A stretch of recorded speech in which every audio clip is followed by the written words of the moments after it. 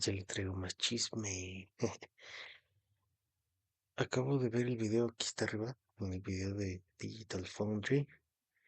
Está muy bueno. No, hombre. Vean, aquí está, ¿no? Rendimiento 4K nativo en un Ultra rozando los 60 en una RX 7900 XTX. Ray Tracing masivo. Vi un pedacito que sí me dejó así como que el logo más realista, físicas con desplazamiento 3D, destrucción brutal, interactividad a otro nivel, puedes hacer pedazos, árboles y elementos del escenario, golpes, distancia de dibujado y real, la vegetación no se vuelve plana a lo lejos, mantiene su volumen 3D y sus animaciones con el viento. Tecnología punta confirmada, el soporte para nuevo FSR 4 con IA de AMD. Veremos, dijo el ciego. Mm, pues sí, dicen que sí, dicen que sí. Aquí vi un pequeño pedacito. Vean esto. Actually, all particles at night. Yeah. Esto de verdad es una locura. Chequen cómo se ve la lámpara. La lámpara sirve para algo. En Black Desert tenías la lámpara, pero te creaba peso y si te metías al agua se mojaba y tienes que volver a poner aceite y cosas así. Pero vean esto, vean cómo ilumina el trueno. Very cool. So all great looking stuff here. Yeah, the rain particles in particular. ¿Vieron eso? Carajo. Carajo. Is one of the most stunning things for me. Like doing rain already is something that a lot of games still don't get right. Only the rare ones that do. But doing a rain at night like this, I can't think of many examples where, I mean, I guess the closest thing it reminds me of actually is like The Last of Us Part 2. Yeah, that's a good example. That's a smaller scale game and very, very cinematic. So doing that possibly even better in such. Exacto, dice esta iluminación y que el agua se ve así con la luz, la lluvia, etcétera. Dice que le recuerda mucho al The Last of Us 2. Y dice, pero The Last of Us 2 es un juego muy chiquitito y además con muchas cinemáticas. Este es un juego de mundo abierto.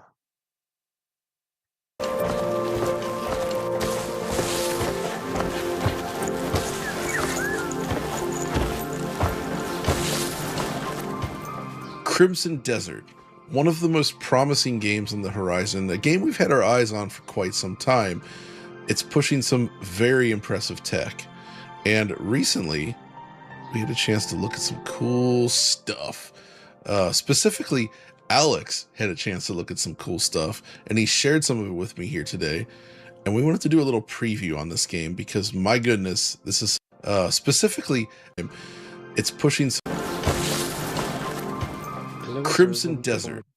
El agua se ve bonito como choca, pero pareciera un pedazo de plástico, ¿no? Todavía no se ve tan acuoso.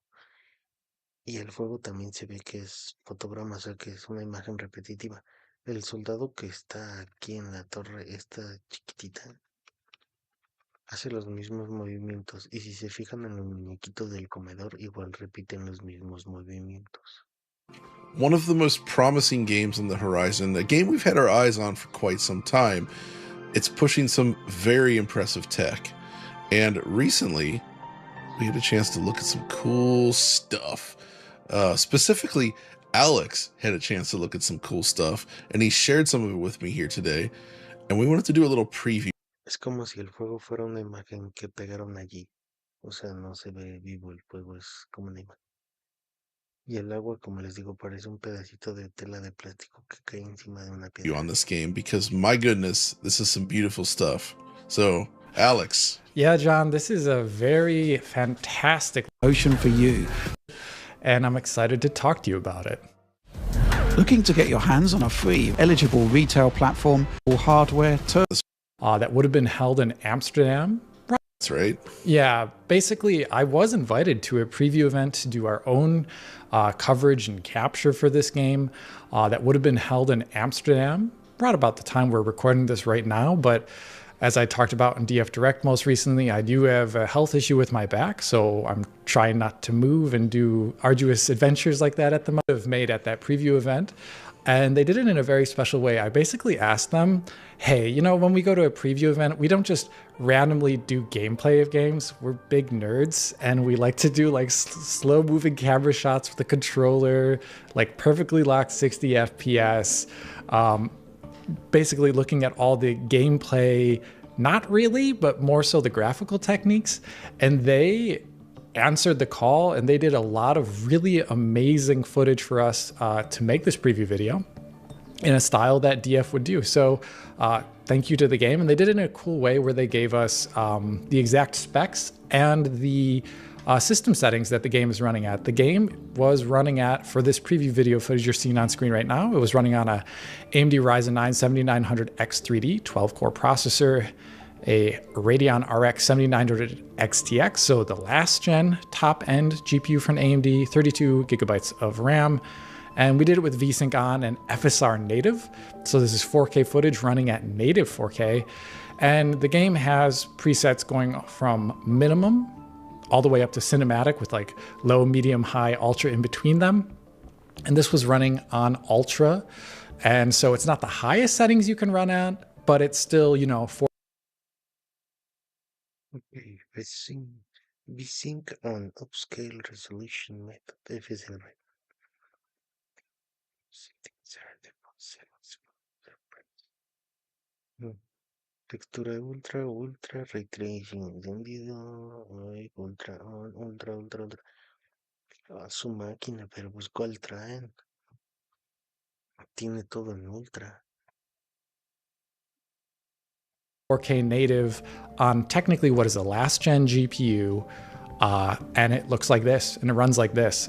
You know, mainly at 60. Some scenes are a little bit lower, but this is obviously work in progress build at ultra high settings at native. Bueno, pero ya vieron que es una PC de las acás. Obviamente en un Series S, en un Steam Deck, en un ROG Ally, en un Legion Go, no se va a ver así. 4K, but it's running pretty darn well. Definitely running quite differently than a lot of Unreal Engine games would run at native 4K, I'd say. For sure. And man, while you're laying this out, I'm just looking at the footage here and just the visual quality, man. Like sometimes when you see just the right visuals, you almost like get a similar feeling to exploring a place in real life. Yes. Like you feel like an emotion just seeing the scenery. And there's something about the color use and the way everything moves and just behaves that makes this feel just sublime. And I'm super interested to check it out because this is actually a very big single player open world game, right? Mm-hmm. Yeah, it's kind of an RPG, open world, systemic design, I would say, based upon everything I've seen so far and what I played a little bit at the Consumer Electronics Show. Time of day, you know, all the time, sun going up and down, varying cloud weather and varying weather, varying locations and biome types, a lot of outdoor locations too, because it's kind of got this medieval magic aesthetic, but also there's cities and towns with a lot of indoor areas. It does remind me a bit of Dragon's Dogma 2 in terms of just the world design, but I think this is maybe even a little bit larger in scope. And right. Like I said, the game does focus a lot on systemic aspects, which does give me Breath of the Wild feels, and is powered by an engine that is unique to Pearl Abyss called the Black Space Engine, which is a pretty brutal name. I love that name, actually, and I love, of course, seeing an in-house engine like this. Honestly, looking at this footage and thinking about how things usually go for us, I would not be surprised to see our Game of the Year thing come out to Crimson Desert versus Resident Evil Requiem, and then you end up arguing that this should win, and because then I like wins. Systemic design. Like, let's find out. Like, maybe that won't happen, but I feel like based on our previous histories, like there's a good chance that something like that might happen. Yeah, this is kind of a game that's right up DF's alley because it does a lot of special stuff. And I do think the developers, this game will be releasing simultaneously on console, and we'll be having coverage of a PC review. We're going to have an interview with the tech developers behind the game that will go up on the website, hopefully by the PC review date. And we're going to be covering this game because it is probably one of the biggest PC releases this year. That at least the ones that have firm release dates at the moment. Obviously, these things can change. Who knows what this industry does? But like I said, it's a very PC-like game due to that kind of structure as well as the technological design behind the game. And there's a lot of really cool things that it's doing. So, as I mentioned earlier. O sea, si le pones atención, sí se ven, pareciera que son imágenes sobrepuestas con movimiento. Con Red Dead se ve más natural, entre el fuego y las nubes, y el agua un poco. Earlier, open world systemic, and a big part of that is the changing time of day. And we have confirmation from Prolibis here actually that the game does use ray traced diffuse GI, and you can see that pretty much in every single scene in the game, whether that be outdoor or indoors. And it does appear to be a per pixel effect, so it doesn't seem to be based upon like only probes like we've seen in other games, which is a way to save on performance. This game does target per pixel, although I would say for this footage, since it isn't the ultimate highest settings of the game as, perhaps it can be even higher quality than we're seeing here. But one thing you'll notice is that like if you're in an indoor area, like this almost church looking area, when the sunlight streams into there, or even just the sky lighting, it bounces around the room, giving nooks and crannies a darkness to them. And any of the areas where the sunlight is adjacent to them, it's all brightened up. And they provided some very cool time of day lapse footage here. Oh, wow. Look at this. Yeah. Of these indoor areas where you can see basically how dramatic the outside weather conditions affect the lighting of an indoor area, which makes sense for like these medieval structures. And then as nighttime rolls around, you can see that GI contribution, that diffuse contribution, also applies to local things like torches, sconces, and whatnot, which isn't a given because some games have only had like GI, coming from the sun or the moon. But here it does apply apparently to all lights, and it's pretty great looking. It reminds me a lot visually of the stuff that we saw in the massive Snowdrop engine games, the most recent ones like Avatar, Frontiers of Pandora, and Star Wars Outlaws. It really does give me that look. Yeah. It looks really great. And one of my favorite parts of it, though, is that, and now this is also an artistic thing as well as a tech thing, but when you get to nighttime, the game actually is super dark. It's dark. It's a pet peeve of mine in games. That makes sense with the Dragon's Dogma reference earlier then, right? Yeah, that was one thing that always did well. Cool. All right, so we have... O sea, no sé si notan como el caballito mueve el cuello y se ve como si fueran unos cuadros así de escena de... No es fluido, es como corte, corte, corte, corte. Ray traced diffuse GI. What other ray tracing do we have? Well, it appears the game does use ray traced reflections. I saw that at the CES preview that I had there at the AMD booth, as well as here in the footage that they've kindly provided. They have a number of shots. One, any of the water you see in the game, the standing water, pretty obvious RT reflection contribution there. It seems to be a mix of screen space, depending upon the element on screen, and the distance with an RT reflection pass. And then there's an indoor shot here of like all these people crowded around what looks like tables eating. And there, the time of day is changing. But if you look at the ground, there's some like polished marble, it appears to be. And you can get a really good sense both of the RTGI diffuse contribution to the scene, as well as the really nice looking RT reflections here. So it's not very typical to have games that have like medieval aesthetics to have RT reflections, like Dragon's Dogma 2 didn't include them. But here, there's enough shiny stuff lying around that they thought it was a good enough thing to add in. And that does kind of actually rival stuff like you see with Lumen, where Lumen does both diffuse lighting and reflections, and their system does the same thing here too. But obviously we're seeing the game run at native. Creo que es algo bonito destacar esto.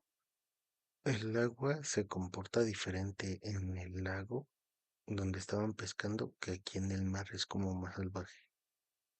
No está tan calma. 4K on an RX 7900 XTX last gen AMD GPU targeting 60 FPS, and that's something that you really wouldn't get out of a UE5 title. So I'm impressed at the fact that ray tracing is running this well on an older AMD GPU. That's awesome. What else is awesome though, going through your footage before, I think the thing that really stood out to me the most actually is the way they handle water, because usually when you have like streams of water, you know, water lapping up on shore, it was just a lot of like 2D effects, texture effects, particles, things like that to give you the impression of water like moving and Al principio parece como si fuera una talita de plástico cayendo y luego se deshace. like changing across the shore. But here they seem to have come up with some sort of like 3D displacement system for the waves, where like it's like a physical body that washes up and recedes on shore, right? Yeah, it appears to, one thing, a lot of games, they do have like a 3D deformation in some other games, but it's based upon just height only, right? Right. And here it appears that the water also has a, like, at least the concept of it in what it's calculating also has a sense that it needs to fill space. So that means the down and below and back and behind it. So it's not just an up-down motion, but it can go backwards upon itself, which is a pretty rare thing. That's usually been faked in games with just like, you know, some sort of baked effect or some baked geometry that appears when something gets to the shore. And here you can actually see it on, there's a number of shots here of the shore, but you can see it just like hitting against rocks and receding back down on itself, which is really awesome looking. And they use it for multiple, not just like the ocean style water or the seas in the game, but also it appears to be covering streams and rivers. And there it allows for pretty natural looking falling water, which once again, usually for most games, that would be something you'd have to like, I wouldn't say fake it, but it would be more like an artist driven.